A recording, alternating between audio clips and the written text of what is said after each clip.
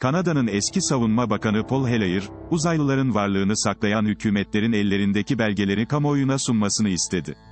Hellyer, farklı uzaylı ırkların 10 yıllardır hükümetlerle çalıştığını iddia etmişti. Dünya dışı varlıkların gerçek olduğu ve binlerce yıldır dünyayı ziyaret ettiklerine inanan Kanada'nın eski savunma bakanı Paul Hellyer, Calgary Üniversitesi'nde yaptığı konuşmada UFO'lar hakkındaki gizli belgelerin açığa çıkarılması çağrısında bulundu. 1960 yıllarında Kanada Savunma Bakanlığı yapan Mayer, 91 yaşında olmasına rağmen tüm enerjisini uzaylıların var olduğu ve onlarla doğru etkileşime geçmemiz gerektiği konusunda, konuşma yaparak ve kitap yazarak geçiriyor. Modern Knowledge grubu tarafından düzenlenen organizasyonlarda, Kanada'nın farklı şehirlerinde konuşmalar yapan Hellyer, Amerika başta olmak üzere, farklı uzaylı ırkların hükümetlerle çalıştığını anlatıyor. Hellyer, en son konuşmasında ise gizli işbirliğine dair belgelerin açıklanması gerektiğini söyledi. Hellyer gibi UFO'lar hakkında birçok bilginin saklandığını düşünen isimlerden bir diğeri, Amerika Hava Kuvvetleri'nden emekli Charlie Halt. Halt, Eylül 2012'de ordudan emekli isimlerle katıldığı konferansta, Amerika'nın UFO'larla ilgilenen, gizli bir birimi olduğunu söylemişti.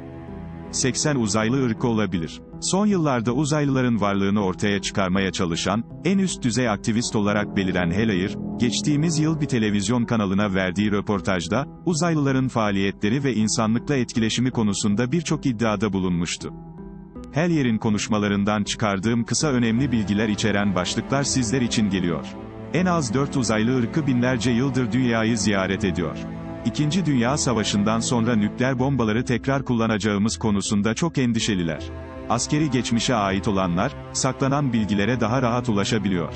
Ama sayısız delil sunan çok sayıda kitap, belge var. Zaman ayırıp araştırma yapan herkes uzaylıların varlığına ait delilleri bulabilir. Bana uzaylılar tarafından kaçırıldığını, dış gezegenlere götürüldüğünü anlatan birçok insan e-posta attı. Uzay gemileri Rusya dahil birçok ülkedeki üslere geçmişte iniş yaptı. Emekli astronot Edgar Mitchell 2 ila 12 arası uzaylı ırkı olduğunu düşünüyor. Elde edilen bilgiler ise 80 tane olabileceğini gösteriyor. Uzaylıların bazıları sokakta yanınızdan geçip gitse fark etmeyeceğiniz kadar bize benziyor.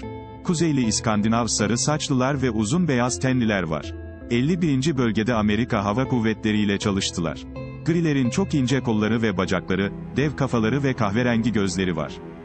Boyları ancak 1 metre 50 santim civarında. Her uzaylı ırkın farklı gündemleri var. Bazıları bize yardım etmek istiyor, bazıları ise gizli amaçlara sahipler. Uzaylı ırkların her biri farklı yıldız sistemlerinden geliyor. 7 kız kardeş ve Zeta Reticuli bunlardan 2 tanesi. Satürn, Venüs ve Mars sisteminde uzaylıların yaşadığı bilgisini veren insanlarla tanıştım. Satürn'ün uydusu Andromeda'da uzaylılar var diyor ama öyle bir uydu yok. Uzaylı ırkların dahil olduğu federasyon, davet gelmediği sürece insan işlerine karışmıyor. Uzaylılar dünyanın bize ait olduğunu kabul ediyor ancak, özellikle doğaya verdiğimiz tahribattan hiç hoşnut değiller. Hatta, bu konuda bizi uyardılar. Işınlanarak uzaylılara ait uydulara getirilen insanlara, savaş ve askeri harcamalarla çok zaman harcandığı, yoksul ve hastaya yardım edilmediği uyarısı yapıldı. Ayrıca, doğayı kirlettiğimiz ve nükleer silah ürettiğimiz için uyarıldık. Kendi rızamız olduğu sürece bize yardım etmek ve eğitmek istiyorlar. Bu aşamada kendilerinden korkmayacak insanları seçiyorlar. Teknoloji konusunda bizden birçok ışık yılı ilerideler. Birçok teknolojiyi de onlardan aldık. Eğer bu kadar savaşa susamasaydık, bizimle daha çok teknoloji paylaşırlardı. LED, mikroçipler ve Kevlar zırhı teknolojiler onların sağladığı bilgilerle geldi. Barışçı olursak tıp ve tarım alanında daha fazla yardım alabiliriz. Eğer hava sahamıza giren tüm UFO'ları kim olduklarını sorgulamadan vurursak, galaksiler arası savaş çıkabilir. Uzaylı ırkların birçoğu yardım etmeyi istiyor. Yıldız savaşları filosu kurmak yerine işbirliği yapmalıyız. İnsanlık olarak birlikte hareket etmezsek ve uzaylılarla çalışmazsak insanlığın geleceğini tehlikeye atacağız.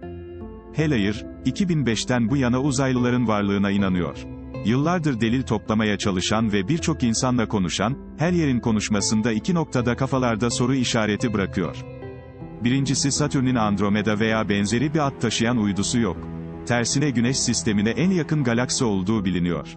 İkincisi Stephanie Kwoley'in keşfettiği bilinen Kevlar zırhı ve diğer teknolojilerin uzaylılarla bağlantısı hakkında bir bilgi vermiyor.